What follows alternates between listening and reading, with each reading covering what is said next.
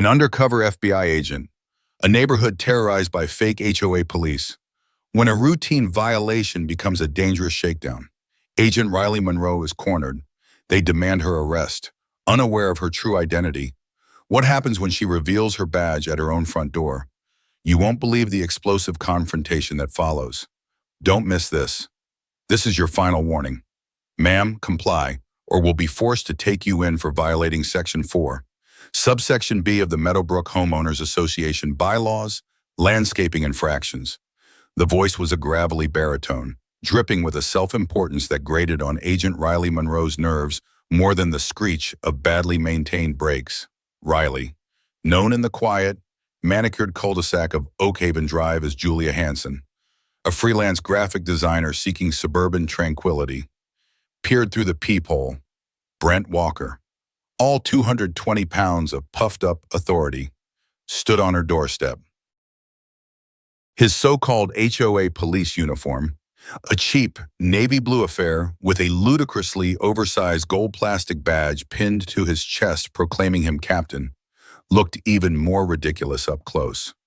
Flanking him were three of his usual cronies, beefy men whose expressions oscillated between thuggish intimidation and sheer boredom. Their own HOA police shirts stretched taut over their stomachs. This was the escalation she'd been anticipating. The inevitable overreach from Walker's crew. For 3 months, Riley had been embedded in Meadowbrook, a sprawling development that seemed idyllic on the surface but pulsed with an undercurrent of something far more sinister. Her target, Brent Walker, and his self-proclaimed neighborhood watch, which the FBI suspected was a front for a range of criminal activities, from organized extortion of residents under the guise of HOA fees and fines, to something potentially far more dangerous involving illicit goods moving through the seemingly placid community. Walker had a messianic complex, believing himself the supreme law in Meadowbrook, and his HOA police were his enforcers, preying on the vulnerable and intimidating anyone who questioned their increasingly bizarre and stringent rules. The landscaping infraction was a classic Walker ploy. Her small rented house had a perfectly maintained, albeit deliberately unremarkable, garden. The roses were perhaps a shade too red for Walker's personal, unwritten aesthetic code. Or maybe the grass was a quarter-inch longer than his preferred Napoleonic standard. It didn't matter. The violation was always nebulous, the fines exorbitant, the threats persistent. It was how he tested new residents, how he asserted dominance. Riley had played the part of the slightly overwhelmed, compliant newcomer, paying a few minor, absurd fines initially to build her cover. But she'd also been meticulously documenting Walker's every move, the late-night meetings at his house, the unmarked vans that came and went, the hushed, fearful conversations she'd subtly recorded from neighbors too scared to speak openly. The HOA police were more than just overzealous community members. They were a private army, and Walker was their tin-pot dictator. Today, however, seemed different. There was a harder edge to Walker's usual bluster, a glint in his eye that suggested this wasn't just about another fine. Take me in, Riley asked, her voice carefully pitched to sound more confused than confrontational as she opened the door a crack, the security chains still in place. For a landscaping violation officer, Captain Walker, isn't that a bit extreme? Walker puffed his chest out further, clearly relishing the address. Extreme situations call for extreme measures. Mrs. Hanson, we have a standard to maintain in Meadowbrook. A quality of life, your unkempt property, is a blight. We've had numerous complaints. A lie, sir. Riley knew her immediate neighbors, a sweet elderly couple and a young family, were terrified of Walker, not complaining about her. Numerous complaints, she echoed, feigning surprise. I haven't heard anything. Perhaps you could show me the written complaints, as per the HOA charter. She knew the charter, probably better than Walker did, having pored over its convoluted clauses looking for legal leverage. One of Walker's goons, a particularly unpleasant specimen named Dirk, who had a nervous tic and a perpetually sneering lip, shifted his weight. Don't get smart with the captain, lady. He makes the rules. He... That's right, Walker affirmed, his voice hardening. And my rule is that your time for discussion is over. You either pay the $500 immediate rectification fine and sign this compliance agreement to have your entire front yard professionally re-landscaped by our approved vendor by tomorrow. Or you're coming with us to the HOA holding facility until you see sense. $500 for roses that were too red and a forced contract with one of his vendors. No doubt another kickback scheme. The HOA holding facility was rumored to be a windowless basement room in Walker's own oversized house, used to intimidate residents into submission. This was a shakedown, pure and simple, but with an added layer of unlawful detention. He was getting bolder. Riley's mind raced. Her primary objective was to gather enough evidence to dismantle Walker's entire operation and expose any larger criminal network connected to it. A direct confrontation now. Revealing her hand would be premature, but being arrested and taken to Walker's personal jail was a risk she couldn't afford either. It would compromise her, potentially put her in physical danger without backup immediately on hand, and could scuttle the broader investigation. Her FBI colleague, Agent Cole Davis, was on rotational surveillance, likely parked a few streets away, monitoring comms, his jacket, with its odd CIA and FBI logos, a custom piece he wore on certain undercover ops to appear ambiguously federal if spotted, or just a weird personal choice. Riley was never sure which. Wouldn't be much help if she was already in Walker's basement. She needed to de-escalate this immediate threat without blowing her cover. "Captain Walker," she began, her voice calm but firm. "I understand the importance of community standards. However, being taken in for a landscaping issue sounds like, well, it sounds like something the actual police would handle if it were that serious, and I'm quite sure they wouldn't arrest someone over garden aesthetics." Walker's face flushed a dangerous shade of crimson. The reference to actual police clearly irked him. "We are the authority here. Ms. Hanson, the police have better things to do than deal with recalcitrant residents who disrespect community bylaws. That's what we're for. To maintain order." He gestured impatiently at his goons. "Dirk, Travis, flank her. If she resists, use necessary measures." The two goons moved, their expressions eager. This was the moment. The compliance agreement was likely a document full of illegal clauses. The threat of being taken in was false imprisonment. This was exactly the kind of evidence the Bureau needed. But experiencing it firsthand was a line she preferred not to cross unless absolutely necessary. Riley held up a hand. All right, no need for enthusiasm." She let a note of reluctant fear creep into her voice. $500, you said, and this agreement? She had to stall. Think. An arrest now would be messy. She could, of course, announce herself, but that would only bring down Walker and his goons. The wider network she suspected, the reason for the months of painstaking undercover work, would scatter. Walker smirked, mistaking her apparent capitulation for fear-induced obedience. "That's more like it. In the landscaping contract, non-negotiable." He thrust a clipboard towards her through the still-chained opening. Riley looked at the flimsy chain, then at Walker's arrogant face. His little empire was built on fear and bluff. He was pushing, testing her limits, just as he did with everyone else. But he had no idea who he was truly pushing. The late afternoon sun cast long shadows across her porch. The scent of her offensive roses hung sweetly in the air, a stark contrast to the ugliness of the confrontation. The quiet street seemed to hold its breath. This little drama, played out on her doorstep, was a microcosm of the rot within Meadowbrook. "Let me just get my purse," Riley said, her mind already several steps ahead, weighing the rapidly dwindling options. She couldn't let them into her house. There was sensitive equipment, notes. She couldn't let them drag her to Walker's makeshift jail. The time for passive observation was rapidly coming to an end. The conflict Walker had initiated was about to take a turn he could never have predicted. He was trying to make an example of her, the quiet new resident. He was about to find out just how wrong he was. The problem he thought he was solving was, in reality, about to solve him. Riley feigned a slight tremor in her hand as she reached for the door chain, her mind a whirlwind of calculations. Just a moment. My purse is in the kitchen, and my glasses. I can't read this fine print without them. It was a weak excuse, but it bought her seconds. She didn't actually wear glasses for reading. Every word, every gesture now was about control, controlling her own reactions, controlling their perception of her, and trying to regain control of the rapidly deteriorating situation. Walker's smirk widened, a predatory gleam in his eyes. He clearly believed he had her cowed. Take your time, Ms. Hanson, but not too much time. We're busy men. Justice, even HOA justice, waits for no one. He chortled at his own wit, a sound that was both hollow and menacing.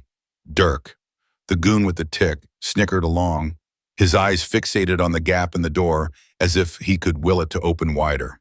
Travis, the largest of the three, merely grunted, cracking his knuckles with an air of bored anticipation. The third man, Carl, younger and seemingly less invested but still present, shifted his feet, looking up and down the quiet street as if to ensure their little power play wasn't being observed by anyone who might actually matter. Riley retreated a single step from the door, just enough to be out of immediate grabbing range if they tried to force the chain, but not so far as to make it seem like she was fleeing. The layout of her small rental was seared into her brain. The kitchen was to the left, out of sight. Her FBI-issued Sig Sauer P320 was in a quick-access safe in her bedroom, diagonally across from the front door. Too far. Her concealed backup, a smaller Glock 43, was strapped to her ankle, but drawing it would be an overt act of aggression, instantly blowing her cover and escalating this beyond the point of no return for the broader investigation. Her phone, with its direct line to Davis in the local FBI field office, was in her pocket. A silent emergency text was an option, but response time was a critical variable. You know, Captain, she called out, her voice deliberately light, as if making conversation. I was just reading an article the other day about HOAs. Fascinating stuff. It mentioned that any fines or enforcement actions have to be directly traceable to specific, clearly written bylaws, approved by a majority vote of the homeowners, and that things like holding facilities are, well, generally frowned upon by actual law enforcement. The air on the porch thickened. Walker's smirk vanished, replaced by a scowl. Are you questioning my authority again, Ms. Hanson? I told you, I am the authority here. Meadowbrook has its own way of doing things, for the good of the community. Oh, no, not at all, Riley said quickly, feigning innocence, just making an observation.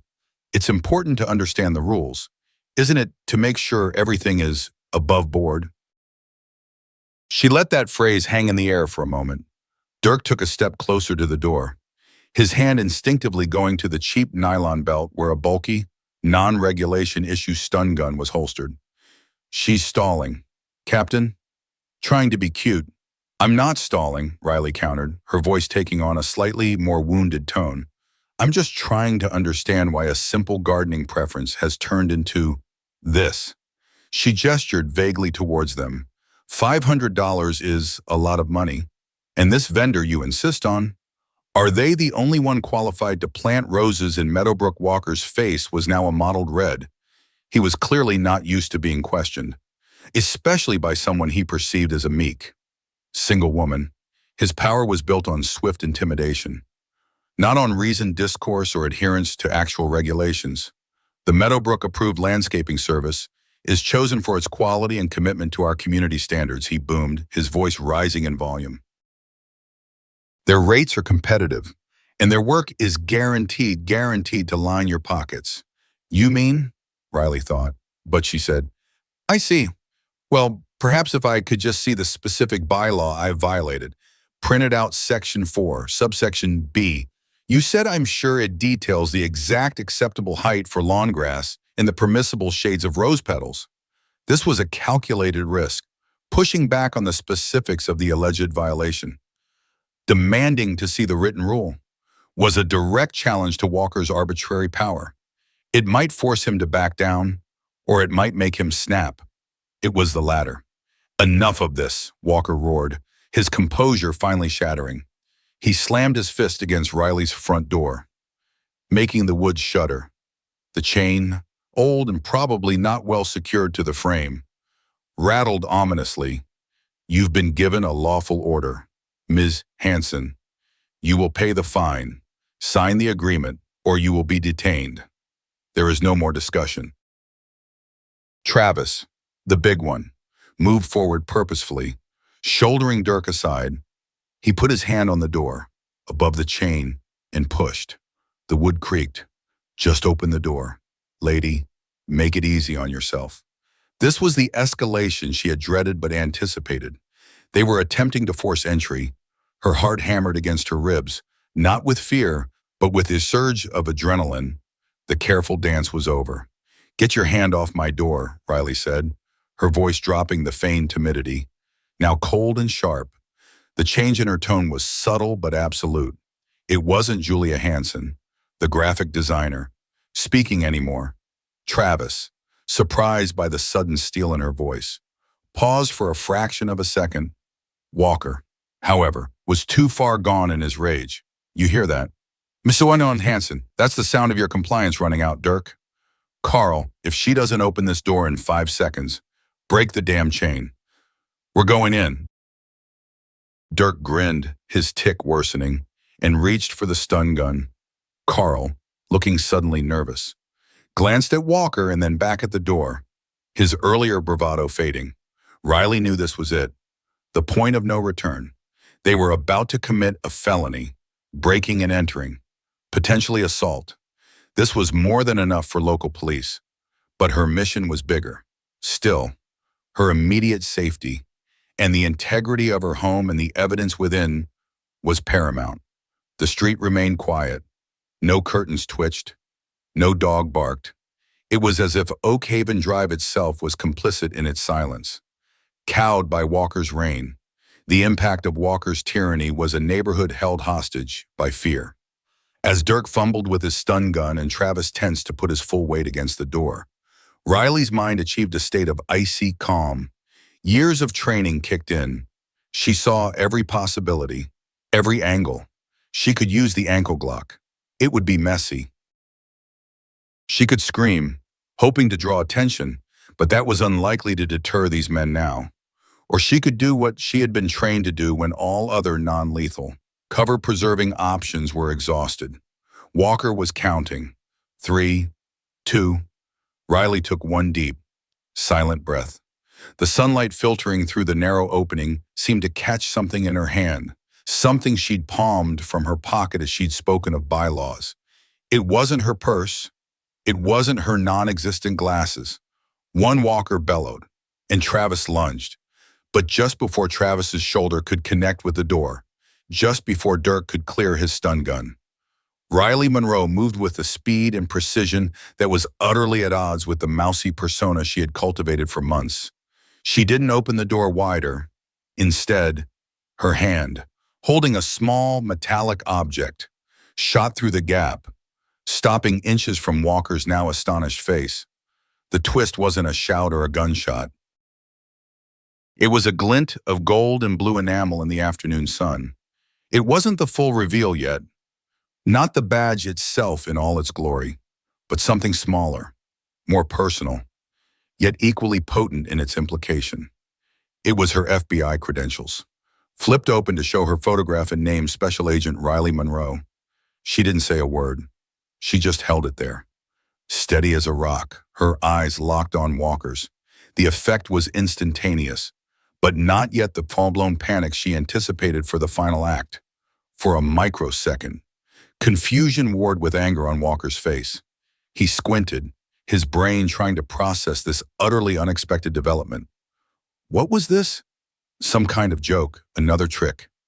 He saw the official-looking ID, the serious face of the woman in the photo, the same woman who stood defiantly, if partially obscured.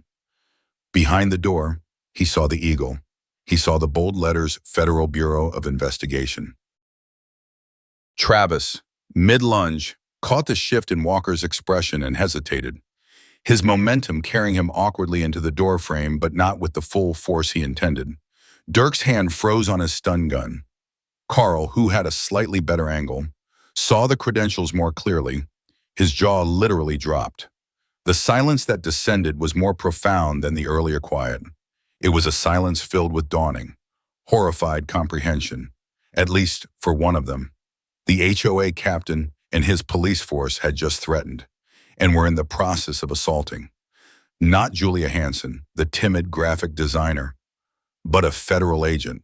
The power dynamic on the porch of the small rental house on Oak Haven Drive had just been irrevocably, seismically altered, and Brent Walker was only beginning to understand the catastrophic extent of his miscalculation. He stared at the credentials, then at the sliver of Riley's face visible through the opening, his own face slowly draining of color. The bluster, the rage, the self-importance, it all began to crumble.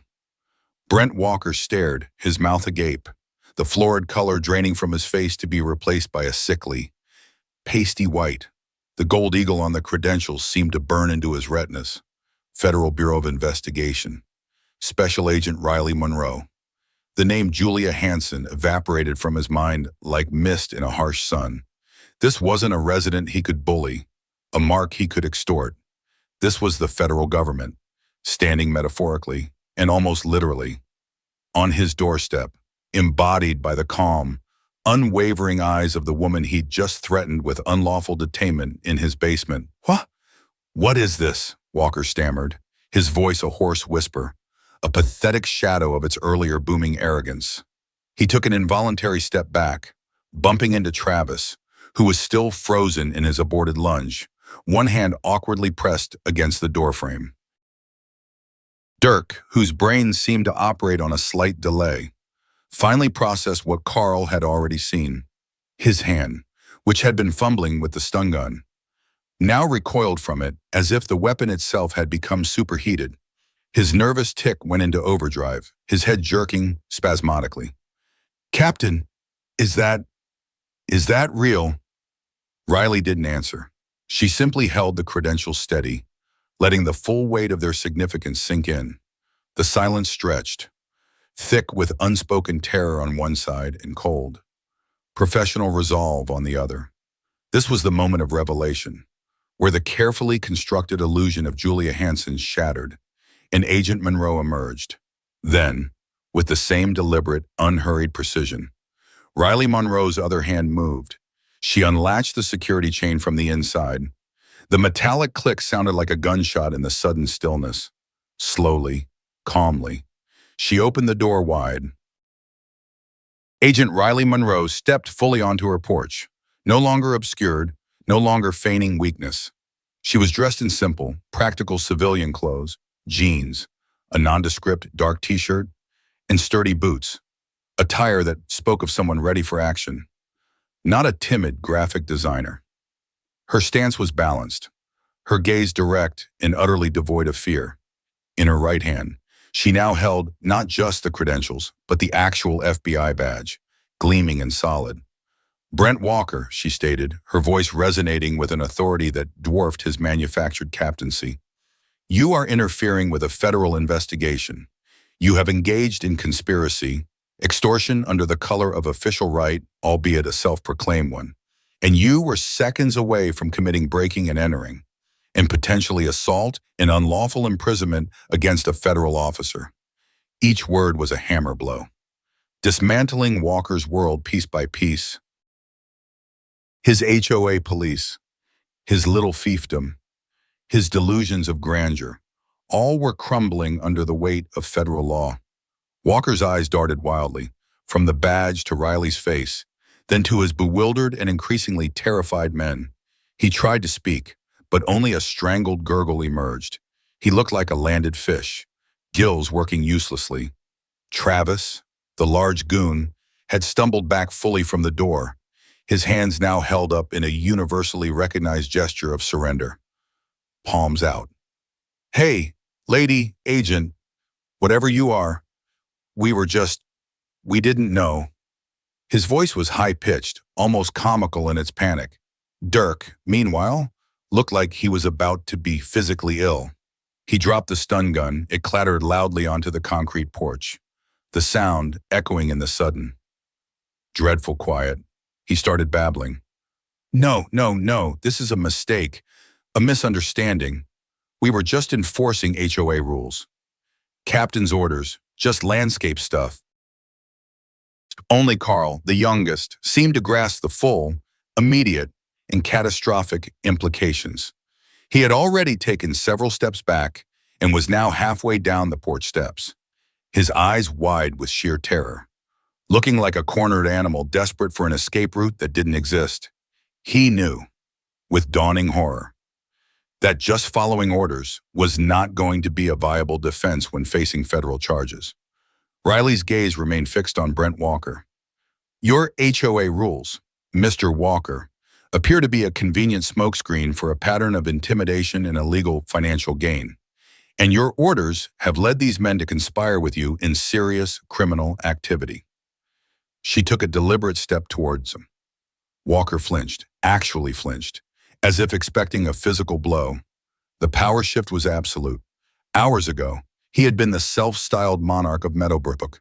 Now he was a terrified suspect, facing the implacable machinery of federal justice. "My investigation," Riley continued, her voice cutting through his daze, "concerns more than just your strong-arm tactics with the residents of this community. Mr. Walker, it concerns racketeering, wire fraud, and potential connections to organized crime elements using communities like Meadowbrook as operational hubs." At the mention of organized crime, Walker's pasty face somehow managed to turn an even more ghastly shade of white, bordering on green. This was clearly a truth that struck a deeper, more terrified chord than mere HOA abuses. He knew what she was talking about. His eyes flickered with a new kind of fear, not just of prison, but perhaps of something or someone else. I don't, that's crazy," Walker finally managed to choke out, his voice cracking. "We're a community watch. We protect people. Those are lies, slander. Are they?" "Mr. Walker," Riley's tone was icy. "We have recordings. We have financial trails. We have witness statements. Despite your best efforts to silence them, for 3 months, I've been living here, Mr. Walker, as Julia Hanson, observing your little empire. Every fake fine, every threat, every suspicious late-night delivery to your HOA office, which, by the way, has an impressive collection of surveillance equipment pointed at your neighbors, not just at common areas." The hidden truth was out. Not only was she an FBI agent, but she had been among them, unseen, unheard, documenting their every illicit move. The realization that their timid new neighbor was, in fact, a federal operative who had systematically gathered evidence against them was a devastating blow. Riley shifted her attention slightly to include the 3 goons, who were now huddled together like frightened sheep. "As for you gentlemen," she said, her voice like chips of ice, "your HOA police uniforms won't grant you any immunity. You are accessories to Mr. Walker's crimes. You willingly participated in harassment, intimidation, and attempted unlawful actions against a federal officer." Dirk started blubbering openly now. "I just did what he told me. I got bills to pay. I didn't know. I swear," Travis was muttering. Oh man, we are so screwed." Carl, still on the steps, looked like he was about to bolt, but a sharp glance from Riley froze him in place. Suddenly, a new sound intruded, the distinct, unmistakable siren of approaching police cars. Not just one, but several, growing rapidly louder. Riley hadn't made a call herself during the confrontation. This was prearranged. Agent Cole Davis, her partner, would have been monitoring the situation, ready to trigger the local police response and move in with the arrest team the moment Riley gave the signal. Or if things escalated to this critical point, her revealing her badge was, in effect, that signal. Walker heard the sirens, and any last vestige of his composure, any shred of his fabricated authority, completely disintegrated. He looked wildly around, his eyes screaming panic. There was nowhere to run. The quiet suburban street, his kingdom, was about to become the scene of his very public downfall. Riley's phone buzzed in her pocket. She didn't need to look at it. It would be Davis, confirming the cavalry was en route. "Brent Walker," Riley Monroe said, her voice now carrying the full weight of the United States government. "You are under arrest for conspiracy to commit racketeering." She then addressed the three terrified men. "Dirk Blevins, Travis Miller, Carl Jessup, you are also under arrest for conspiracy and assault on a federal officer." As the first local police cruisers, blue and red lights flashing, began to turn on to Oak Haven Drive, Riley saw another vehicle pull up just behind them, a standard FBI black sedan. Agent Cole Davis, unmistakable even from a distance in his odd CIA and FBI jacket, stepped out, already speaking into his radio. He gave Riley a curt, professional nod from down the street. The operation was moving into its final phase. Walker stared at the approaching lights, his face a mask of utter disbelief and ruin. His HOA kingdom, built on bluff and bullying, had just been spectacularly, and very publicly, dethroned by a single, resolute woman and the power of the badge she carried. The residents of Meadowbrook, so long cowed by his reign of petty terror, were about to witness the true meaning of law and order. The resistance Walker had met wasn't from a disgruntled homeowner. It was from the full might of federal law, a truth that was now bearing down on him with flashing lights and screaming sirens. The shift in power was complete and undeniable. The hunter had become the hunted, right on his own turf. The arrival of marked police units and the sight of Agent Cole Davis, calm and authoritative as he coordinated with the local officers, was the final nail in the coffin of Brent Walker's deluded empire. Neighbors, drawn by the crescendo of sirens and the flashing emergency lights that now bathed Oak Haven Drive in an unwelcome bath of red and blue, began to peek through curtains, then tentatively step onto their porches. The fear that had kept them silent for so long was slowly being replaced by a mixture of shock, disbelief, and a dawning sense of liberation. Walker didn't resist. He couldn't. The fight had drained out of him, replaced by a hollow-eyed despair. As a uniformed officer approached him, reading him his Miranda rights in a clear, impersonal voice, Walker simply sagged. The self-proclaimed captain looked small and pathetic, his ridiculous HOA police uniform now a symbol of his folly rather than his authority. He was cuffed, the metallic click of the restraints echoing the earlier click of Riley's door chain, one sound signifying false imprisonment, the other, true justice. Dirk Blevins, Travis Miller, and Carl Jessup offered even less resistance. Dirk was still weeping, muttering apologies to anyone who would listen, a stark contrast to his earlier thuggish posturing.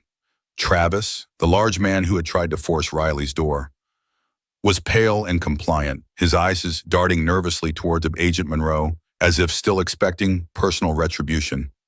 Carl, the youngest, simply looked relieved that the ordeal was moving towards a legal, if dire, conclusion rather than escalating further violence. They were separated, cuffed, and placed into different patrol cars, their short-lived careers as fake cops ending in ignominy. Agent Davis walked up to Riley, a ghost of a smile on his face. "Nicely handled, Monroe. Textbook. You let him dig his own grave right up to the point he tried to bury you in it." Riley nodded, a wave of exhaustion washing over her now that the adrenaline was receding. He was getting too bold. Cole, the landscaping violation was just an excuse to escalate. I think he felt his control slipping. Maybe heard whispers about someone asking too many questions. Your Julia Hansen persona was perhaps a little too good at being quietly observant. Davis remarked, "They underestimated you. Classic villain mistake." He gestured toward Walker's house, now cordoned off with police tape. "We'll need your keys to your rental for the evidence sweep. Then we can secure Walker's place as a primary crime scene. The financial records, the surveillance gear you mentioned, It's all going to be crucial for the racketeering charges and to unravel the larger network. It's all in the report I filed this morning. Standard procedure, Riley said, handing him the key to her rental. The evidence in my place is minimal and secured. Walker's house, however, is a goldmine. Especially his HOA office in the basement. That's where he ran his operations. As Walker was led to a police car, some residents who had gathered at a safe distance began to applaud softly. Mrs. Henderson, the elderly lady from 2 doors down, whose prize-winning petunias Walker had once threatened to have ripped out for being non-compliant with the community color schemes, actually cheered. It was a small sound, but it signified a tectonic shift in the neighborhood's atmosphere. The tyrant had fallen. Riley watched as Walker, head bowed, was placed in the back of the squad car. His reign of petty terror over Meadowbrook was definitively over. The fear he had instilled, the way he had twisted the concept of community for his own gain, would dissipate. The hero, in this case, wasn't wearing a cape, but a badge, and had risen not through flamboyant action, but through meticulous investigation and steely resolve when confronted. The next few hours were a blur of procedural activity. Statements were taken, evidence was cataloged, and the crime scene at Walker's house was meticulously processed by forensic teams. Riley, after giving her formal statement and coordinating with Davis and the local detectives, finally allowed herself a moment to breathe. The long months of living a double life, of enduring Walker's arrogance and the underlying menace of his operation, were over. The investigation would continue. Of course, Walker and his 3 goons were just the tip of the iceberg. The information gleaned from their arrests, and particularly from the contents of Walker's house and financial records, would be instrumental in pursuing the wider criminal conspiracy she had been tasked to uncover. The illicit goods moving through the community, the organized crime elements. Those threads would now be aggressively pursued with the full resources of the Bureau. Later that evening, as the last of the police vehicles and FBI personnel departed, leaving Oakhaven Drive quiet once more but irrevocably changed, Riley stood on the porch of her small rental. The offensive roses still bloomed, their vibrant red a silent testament to her small act of defiance that had precipitated the day's dramatic events. Agent Cole Davis walked over, having just finished a final briefing with the local police chief. He wasn't wearing the CIA and FBI jacket anymore, having swapped it for a standard FBI windbreaker. "Good work today, Riley," he said, his tone sincere. "You took down a nasty little enterprise and probably prevented a lot more people from being victimized. And you got us the foothold we needed for the bigger fish." Riley nodded. "He made it easy. In the end, overconfidence is a killer." She looked around at the quiet street. The house is now dark, their occupants hopefully sleeping a little more soundly. Meadowbrook can finally be the peaceful community it was supposed to be. "Thanks to you," Davis added. He paused. "So, what's next for Agent Monroe? A well-deserved break." Riley allowed herself a small, genuine smile. "Maybe a day or 2. Then, back to the field office. There's a lot of paperwork when you dismantle a criminal syndicate, even a small-town one run by a delusional HOA captain." Her gaze drifted to Walker's house, now dark and silent, a monument to his greed and arrogance. His fall had been swift and absolute. The hero, Riley Monroe, had not only risen to the challenge but had also ensured that justice prevailed, not just for herself, but for an entire community that had been living under a shadow of fear. The climax on her doorstep had indeed been satisfying, not just for her, but for everyone who had suffered under Walker's petty tyranny. The ending was clear. The villain was vanquished. The community was freed, and the quiet professional who had made it happen was already looking towards the next challenge, the next injustice to set right.